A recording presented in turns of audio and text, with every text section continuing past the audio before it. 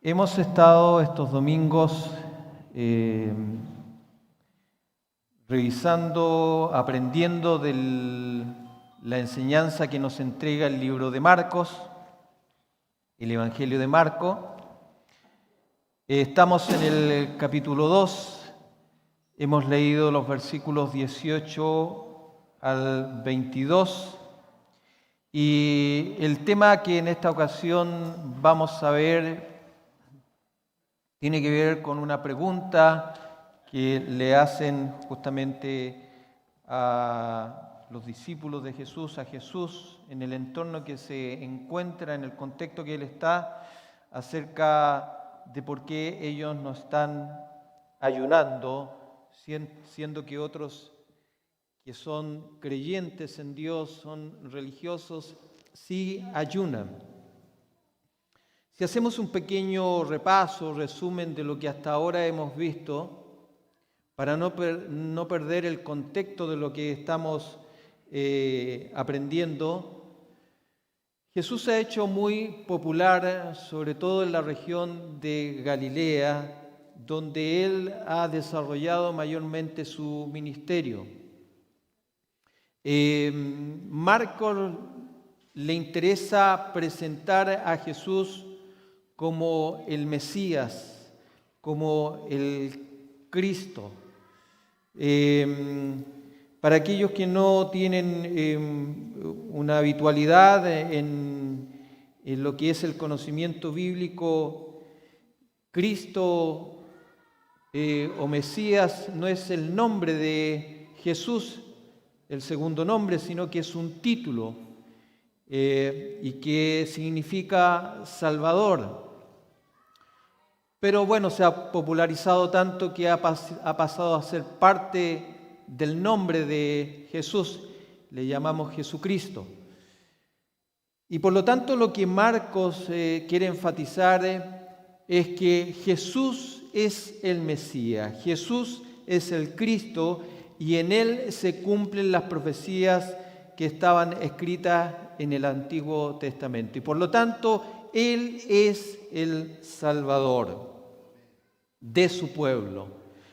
Y como Mesías, como Rey, que va a señorear, que va a gobernar sobre un pueblo determinado, tiene que haber un anuncio.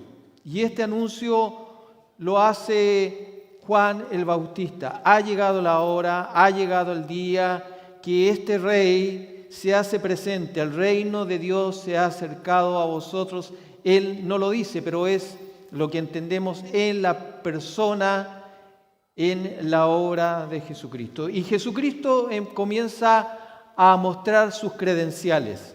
¿Es o no el Rey que espera el pueblo de Israel? Bueno, y a través de distintas manifestaciones, Él demuestra que es el Mesías que el pueblo espera. Primero, en lo que Él enseña, Él tiene autoridad propia, no delegada, propia. De Él nace la autoridad para enseñar. Oísteis que fue dicho, pero yo os digo, Él tiene autoridad. Comienza a sanar enfermos, no a algunos. A todos los que se le presenta, Él los sana, porque de Él mismo procede la autoridad y cuando Él quiere sanar a un enfermo, lo sana. Si quieres, puedes sanarme, quiero. Y por lo tanto, como quiero, como yo tengo autoridad, eres sano. Es una muestra, es una credencial de su autoridad. Se presentan a Él personas endemoniadas y los demonios se rinden y reconocen en Jesús que es el Hijo de Dios. Y los manda a callar. Cuando los demonios hablan diciendo tú eres el Hijo de Dios, cállate y sal fuera. Nuevamente una muestra de autoridad del Hijo de Dios, de esta persona, que en apariencia no tiene ninguna algo que nos indique que justamente tiene autoridad, poder, es divino, es un rey. En la medida que Jesús se va haciendo popular, esto llega también, estas noticias llegan a los líderes, a las autoridades religiosas de la época y envían emisarios justamente para ver lo que estaba haciendo Jesús.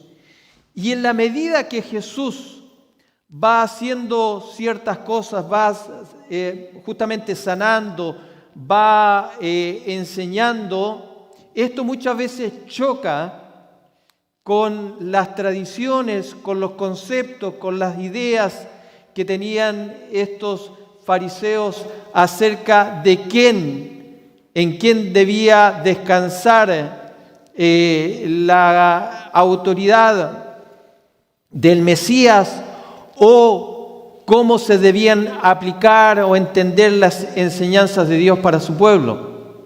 Y por lo tanto el capítulo 2 lo que nos está mostrando son los primeros desencuentros que va a tener con estos líderes, que en particular son los fariseos, que es el grupo religioso más celoso. No así tanto con los saduceos, que es un grupo religioso mucho más liberal. Los fariseos son mucho más celosos, mucho más estrictos respecto de cómo se debe vivir una vida religiosa, una vida que agrada a Dios. Y por lo tanto hay cosas que a ellos justamente les chocan de Jesús. Por ejemplo, el hecho de que sane a un enfermo en el día de reposo. De acuerdo a su concepción, no es que estuviese malo no guardar el día de reposo, sino que había una manera correcta de hacerlo, y los fariseos creían y entendían que lo que Jesús estaba haciendo era romper justamente el mandamiento de Dios. Y por lo tanto empieza a haber choque, empieza a haber fricción, empieza a haber desencuentro. Por otro lado, dijimos que el primer desencuentro es cuando Jesús sana al paralítico. Y él dice, ¿ustedes creen que yo no tengo autoridad para perdonar pecados? Porque está bien el argumento o el raciocinio lógico que siguen los fariseos. Solo Dios puede perdonar pecados. Y nosotros creemos que solo Dios puede perdonar pecados. No en el sentido humano que nosotros nos perdonamos nuestras ofensas, sino en el sentido de expiar, de dejar sin culpa a alguien que merece un castigo. En ese sentido, Dios nos perdona los pecados en el sentido que nos mira como que si no fuéramos violadores de su ley, infractores de su ley, y por lo tanto no merecemos el justo castigo que debiera aplicarnos Dios, en ese sentido. Y así lo entienden los fariseos. ¿Cómo perdona los pecados si solo Dios puede perdonar pecados? Bueno, solo Dios puede hacer milagros. Solo Dios puede sanar un enfermo. Solo Dios puede levantar un paralítico. Y por lo tanto Jesús nos dice, para que ustedes crean que no solamente puedo perdonar pecados, le dice al paralítico, levántate y anda y toma tu lecho. Y por lo tanto, frente a ese argumento poderoso, sólido, ¿qué pueden hacer los fariseos? Pero es ahí donde nosotros debemos entender y rescatar la enseñanza. Es que ellos, siendo religiosos, siendo observantes de las tradiciones, muy celosos, no son capaces de reconocer el Cristo. No son capaces de entender la buena noticia del Evangelio. ¿Cuál es el segundo desencuentro que vemos con respecto a los fariseos? Es el encuentro que Jesús tiene con Leví, o más conocido como Mateo, el escritor justamente del Evangelio de Mateo. Mateo es un publicano, o sea, un recaudador de impuestos. alguien que es mal mirado por todos los judíos, porque justamente está al servicio del imperio romano. Un imperio justamente que está subyugando a su pueblo.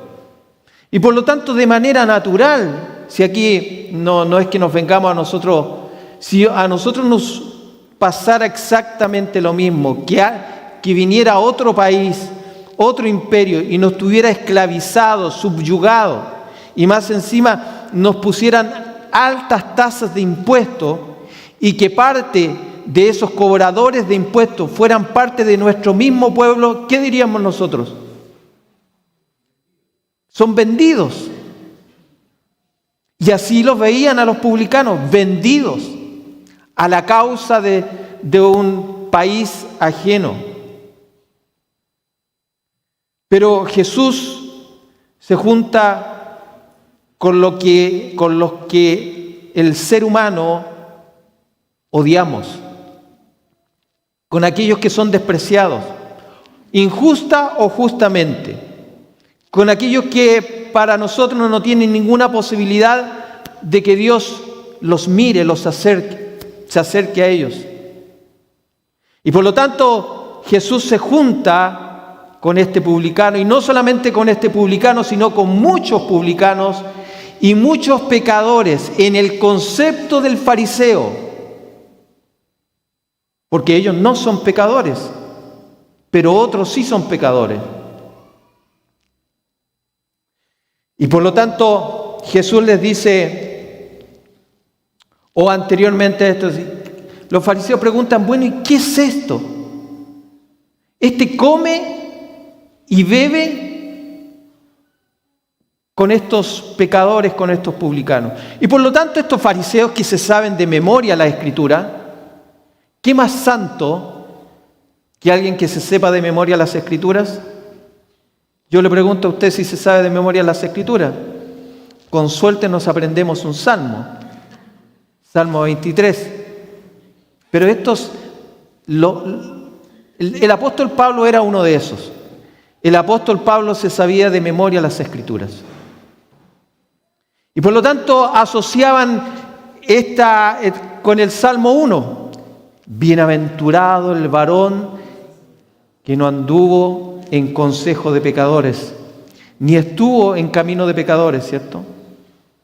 Ni en silla de escarnecedores se ha sentado, sino que en la ley de Jehová medita de día y de noche, y en su ley se deleita. Será como árbol plantado junto a corrientes de agua, que da su fruto en su tiempo y su hoja no cae, y todo lo que hace prosperará.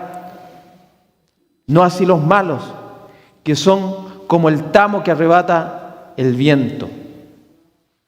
Por lo tanto, estos no se levantarán en la congregación de los justos, porque Jehová conoce el camino de los justos, mas la senda de los malos prevalecerá. Ellos quizás estaban pensando en este salmo, ¿cómo se junta con estos pecadores? Nosotros no nos sentamos con ellos, pero Jesús, que sabe interpretar bien, que entiende bien lo que Dios quiere con el hombre, dice, yo he venido no a los sanos, sino a los enfermos. Bueno, y en esta convivencia, comunicación que Jesús tiene con los pecadores, los discípulos de Juan el Bautista, los discípulos de estos fariseos, de estos maestros rabinos, ayunaban. El Antiguo Testamento exigía un solo ayuno en el año, que era en el día de la expiación. Era un día, dice, de aflicción, de lloro, de arrepentimiento, de tristeza, de profunda reflexión. Y por lo tanto, asociado a eso, también había que ayunar, porque generalmente el ayuno está asociado a eso, a dolor, tristeza, a una profunda convicción de que le hemos fallado a Dios y por lo tanto necesitamos el perdón de Dios. Y a esto se asocia la oración y el ayuno. Pero con el pasar del tiempo, muchos fueron practicando ayunos fuera de esa obligación anual. Vemos el ayuno de Moisés, vemos el ayuno de los profetas, o los pueblos en conjunto cuando entendían que habían pecado, anunciaban días de ayuno. Jesús mismo ayunó. Por lo tanto, el problema aquí no, Jesús cuando le va a responder por qué sus discípulos que lo acompañan no ayunan, el problema no tiene que ver con el ayuno en sí mismo, sino que tiene que ver con entender apropiadamente y adecuadamente quién es Dios, qué es el Mesías, a qué vino el Mesías. No se trata tanto de hacer cosas, porque el énfasis de la falsa religión, porque muchos de nosotros asociamos lo religioso como algo negativo, pero lo religioso no necesariamente es algo negativo. Recuerden que Santiago dice, la verdadera religión es esta. O sea, hay una religión correcta, apropiada. Pero Jesús en esta hora lo que va a enfatizarle a estos fariseos, que ellos están actuando de manera equivocada respecto de la religión. Y la religión en términos negativos es aquello que nosotros hacemos para quebrar la voluntad de Dios. O sea, ayunamos ¿para qué? Para que Dios, ¿cierto?, se conduela con nosotros, para que sienta pena de nosotros y por lo tanto nos responda. Pero nosotros no quebramos la voluntad de Dios. La verdadera religión lo que es un resultado de una acción de gracias y de agradecimiento y de esperar con fe y confianza en la buena voluntad de Dios. Ya sea que nos responda en lo que queremos como nosotros queremos, o que nos responda, porque siempre Dios responde, pero de una manera en la cual nosotros no esperábamos. Pero que Él en su sabiduría entiende que es lo mejor para cada uno de nosotros. Recuerden que en la parábola del fariseo y el publicano, el fariseo dice, gracias te doy, Señor, porque yo no soy como este publicano. Yo ayuno 2 veces a la semana, lunes y jueves. Y es esta la pregunta que justamente nosotros los fariseos ayunamos los días lunes y los días jueves. Y ustedes se han pasado la semana completa en banquete. ¿Cómo es esto? Ahora, el ayuno no es una práctica evangélica, cristiana o de los judíos. Todas las tradiciones religiosas tienen ayunos. Las religiones orientales. Y generalmente la piedad religiosa justamente se basa en actos de sacrificio. Mientras más grande es el sacrificio, más grande es el resultado de la piedad, de la vida de santidad. ¿Cómo se mira a un monje tibetano que ayuna 40 días? Como un hombre sabio, como un hombre súper espiritual, como un hombre que sabe dominar su cuerpo. Se niega a satisfacer los deseos de su cuerpo y por lo tanto tiene la capacidad de dominar la mente y el espíritu de su naturaleza. Y se asocia al acto de sacrificio como un acto de verdadera espiritualidad. El acto en sí no tiene nada de malo. Jesús no quiere denostar, mirar en menos, porque como le dije, Jesús mismo ayunó. Y ayunó 40 días en tiempos de prueba.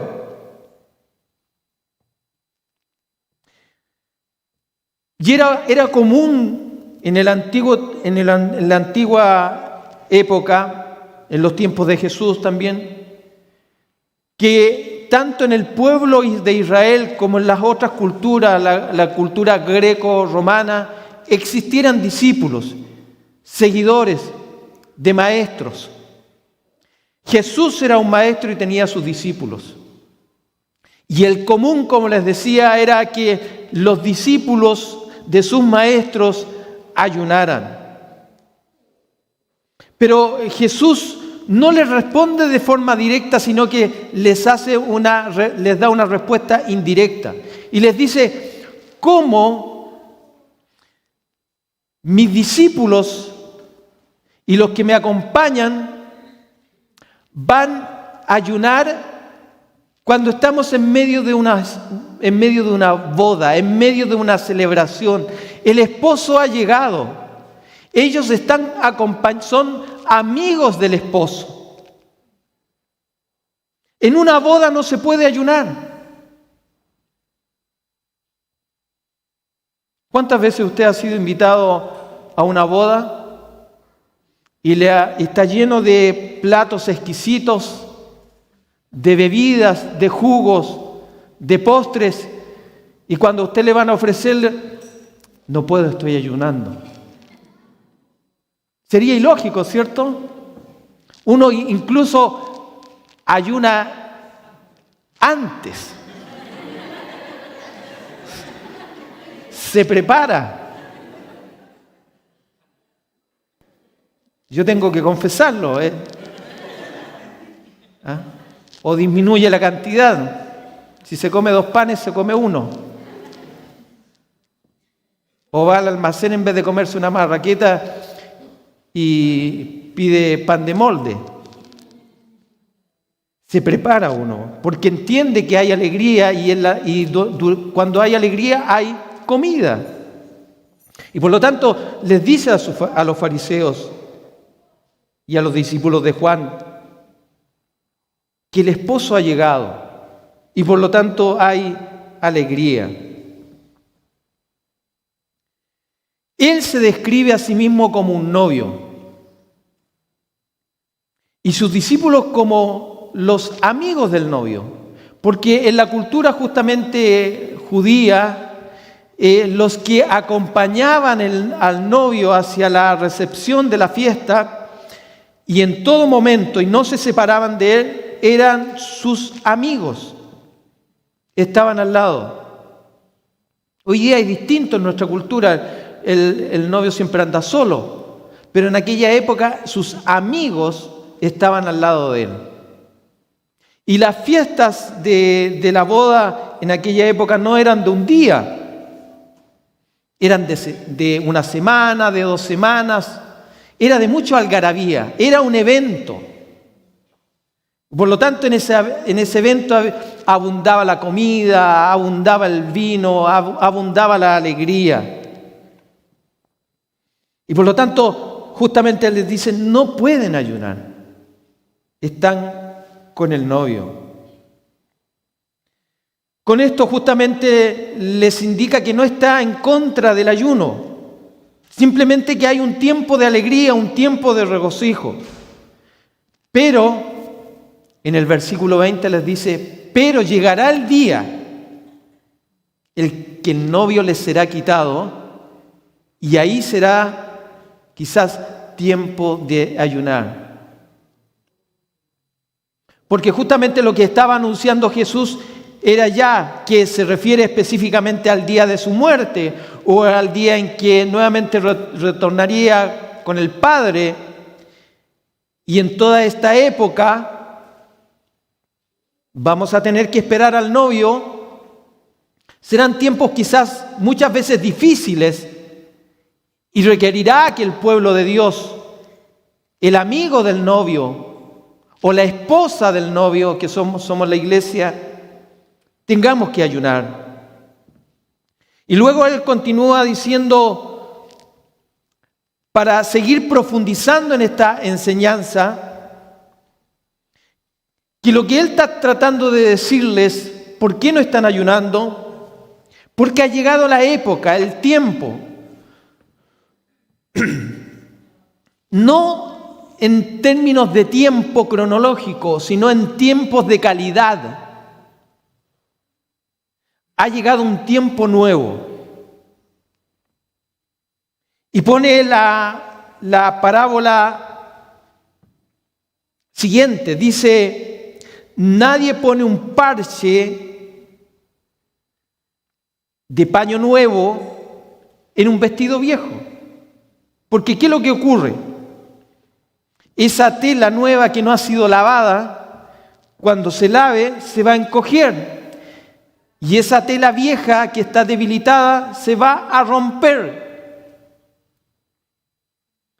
Y después la siguiente analogía, que tiene el mismo propósito, habla acerca que nadie pone vino nuevo que va a empezar en un proceso de fermentación en odres, en vasijas de cuero, que en aquella época se utilizaban, en odres o vasijas de cuero de animal, vieja, antigua, sino que tiene que ser justamente en odres nuevos, porque justamente va a ocurrir lo mismo que ocurrió anteriormente, se va a romper. No es que se deseche, sino que una cosa tiene su función y la otra tiene su función distinta. No es que se esté desechando, simplemente que lo antiguo tiene un propósito y debe quedarse ahí. No debe mezclarse con lo nuevo, si no se destruyen ambos y no cumple su propósito. Nadie echa vino nuevo en odres viejos, porque justamente el vino que comienza a fermentar va a romper la vasija antigua. Lo que el Señor está tratando de decir aquí es que su mensaje, su reino, su evangelio, su enseñanza y su salvación no armonizaba con la estructura de pensamiento religioso que tenían los fariseos. ¿Cómo entendían la naturaleza, el carácter y la obra de Dios? ¿Cómo entendían la condición del ser humano? Y por lo tanto lo que le está indicando de que es incompatible lo que él está presentando, lo que él está enseñando con lo que ellos creen. Lo que nos dice es que el vino nuevo del reino de Dios no se puede poner dentro de estructuras religiosas que no entienden ni no comprenden la verdad del Evangelio. La misión de Cristo no es simplemente reformar o mejorar la religión antigua, sino que es inaugurar una nueva época en términos de calidad acerca de la salvación. Es el reino de Dios que ya ha llegado. Todo lo antiguo no tiene nada de malo, pero tenía su propósito. Las Escrituras dicen que eran sombras de la realidad, no eran la realidad misma. Los sacrificios apuntaban a la realidad. El templo apuntaba a una realidad. Eran sombras. La práctica religiosa apunta a una realidad.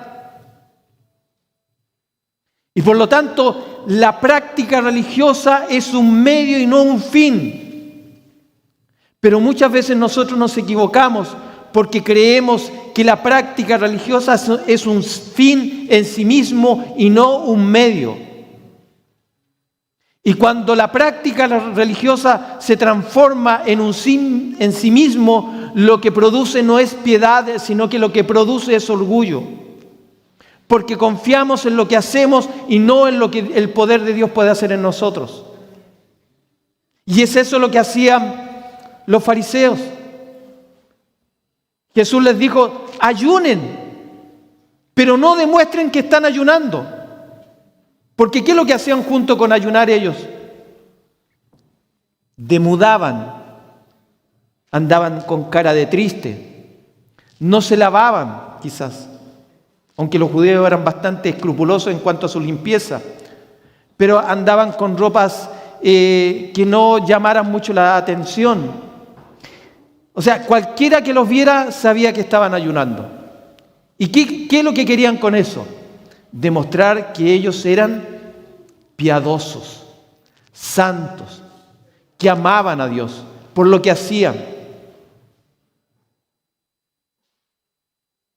Y el Señor justamente entendía que eso no era lo correcto, porque el problema no está en la práctica, sino que el problema está en el corazón.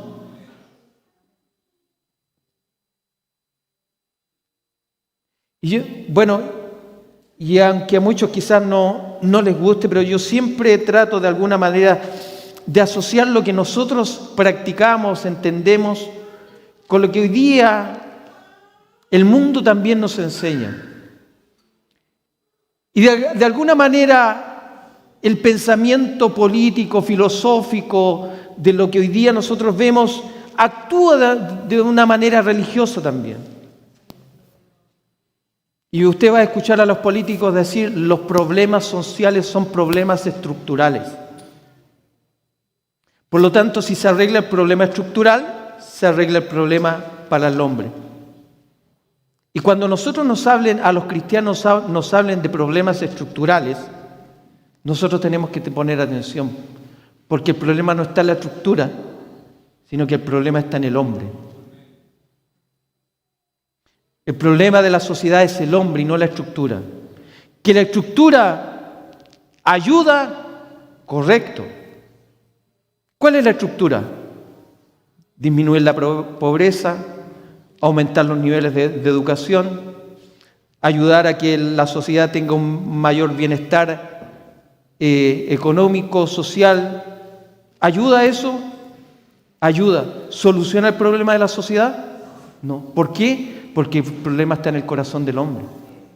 Por lo tanto, el problema del hombre no es estructural primariamente, sino que es del corazón.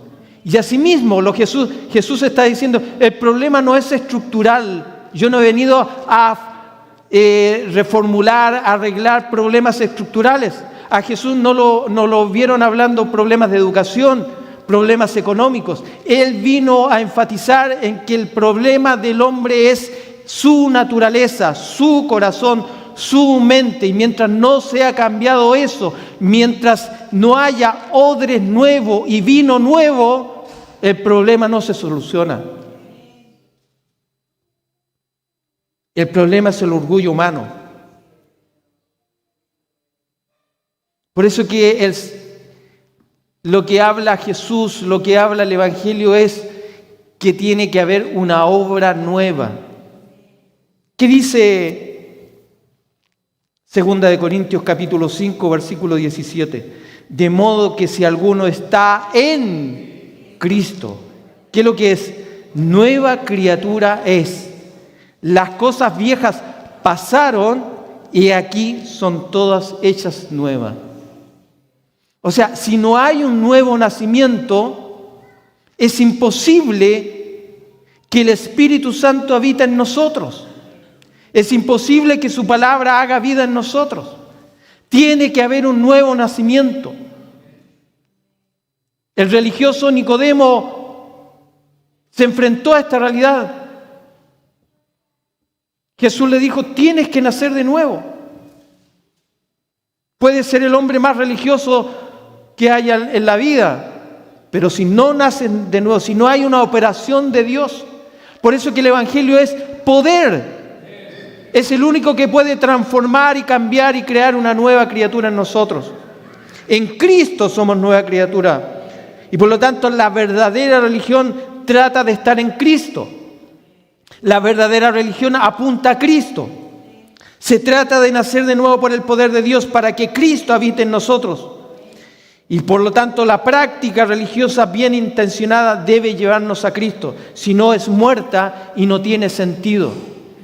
No tiene sentido que nosotros nos reunamos, no tiene sentido que nosotros ayunemos, si no hemos entendido que eso simplemente son medios de gracia, enfocados en un buen sentido, apuntando siempre a Cristo, que es en Él que residen los cambios y las transformaciones. Solo los odres nuevos soportan el nuevo vino. Porque va a fermentar, va a tener un proceso de fermentación, de cambio. ¿Y qué es lo que hace el Espíritu Santo en nosotros? Un proceso de transformación, de cambio. Pero tiene que haber una naturaleza nueva. ¿Por qué? Porque dice Filipenses capítulo 1, versículo 6. Pablo dice, yo estoy persuadido de esto, que el que comenzó en vosotros la buena obra la va a perfeccionar hasta el día de Jesucristo. Dios ha comenzado una obra totalmente nueva en nosotros y no ha terminado aún. Este crecimiento se hace realidad confiando en Cristo y solo en Cristo. El Señor nos ha regalado su vino. Su vino es su Espíritu Santo. Y ha sido depositado en este nuevo odre. Nos ha regalado su palabra. Nos ha regalado la oración para que este vino justamente opere como tiene que operar. El Señor nunca parcha. El Señor transforma. Su vida puede ser gloriosa, pero no en una antigua naturaleza, sino en una nueva. Por eso es que hay mucha gente que dice, oh, a mí me gusta el Evangelio. Me gusta lo que hacen ahí. Me siento bien. Pero no quieren cambiar. No quieren dejar sus antiguos pecados. No quieren arrepentirse. Quieren un evangelio acomodado. Quieren que ese vino recibirlo, pero en su estructura antigua, en su estructura vieja, en su vieja naturaleza o en su forma de entender lo que es servir a Dios. El evangelio no se trata simplemente de normas, de mandamientos. El evangelio es una persona. El evangelio es Cristo. Y nosotros debemos confiar en Él, someternos a Él, creer en Él, esperar en Él y entender que todo lo que nosotros podamos hacer no sirve para nada si no está la misericordia de Él revelada en nosotros. Él es el que quiere cambiar y limpiar nuestras vidas con su precioso evangelio. Cristo quiere transformarnos y hacernos una nueva criatura. Y por eso Él muchas veces utiliza la analogía del barro y el alfarero. Él es el alfarero y nosotros somos el barro. Y Él nos va a transformar no en la vasija que nosotros queremos ser, sino en la vasija que Él ha entendido que debemos ser. Pero para eso debemos ser como el barro, moldeable, que con sus manos el pueblo de Israel nunca quiso. Y por eso que el profeta les dijo, ¿no podré yo hacer de vosotros como este alfarero, oh casa de Israel? Dice el Señor. Y aquí como el barro en la mano del alfarero, así sois vosotros en mi mano, oh casa de Israel. Por lo tanto, lo que debemos entender que la práctica religiosa no es para que Dios haga lo que nosotros queremos hacer. No es para que nosotros nos presentemos a Dios como que, Señor, aquí cumplí. Hice lo que tú me dijiste. Y por lo tanto estás en la obligación de responderme. No. Lo que nosotros hacemos es por lo que Dios ya ha hecho en nosotros. Y es un resultado, es un acto de gracia normal, natural. Con facilidad se abre nuestra boca. Con facilidad se levantan nuestras manos. Porque entendemos que todo proviene de parte de Dios. Y si algo hacemos es por su misericordia. No es para justificarnos, sino que es un acto de agradecimiento porque ya hemos sido justificados. Porque misericordia quiero y no sacrificio, y conocimiento de Dios más que holocausto. Debe ser una manifestación de alabanza y un agradecimiento por lo que Él ha hecho en cada uno de nosotros. Que el Señor nos bendiga, que el Señor nos guarde, porque el ser humano naturalmente es una persona en términos negativos religiosos. Cree que haciendo tales cosas, actuando de una manera determinada, va a que Dios le ponga atención, a que Dios le escuche. Pero debemos entender que el hombre está en un abismo. Y ese abismo el hombre con sus actividades no puede acortarlo. Ese abismo solamente lo llena Cristo. Es Cristo quien nos acerca al Padre. Es Cristo quien nos acerca a Dios. Es Él quien nos pone en comunión. No somos nosotros. Es Él. La cruz siempre está ahí puesta. Su sangre siempre está puesta ahí. Por eso que en la antigüedad estas sombras, el hombre nunca se pudo acercar a Dios directamente, o había un sacerdote, o había un cordero sacrificado, o había una ofrenda, o había lugares donde ellos no se podían acercar. Pero el intermediario, el mediador, siempre se podía acercar porque justamente era el elemento que unificaba a Dios con el hombre. Y en la antigüedad, las religiones paganas, ¿qué es lo que hacen? El mismo concepto. Un sacrificio de sangre, un muerto. De alguna manera entienden que la deidad es una deidad lejana. Pero el Evangelio nos ha llamado que ese sacrificio ya fue hecho. El camino ha sido allanado.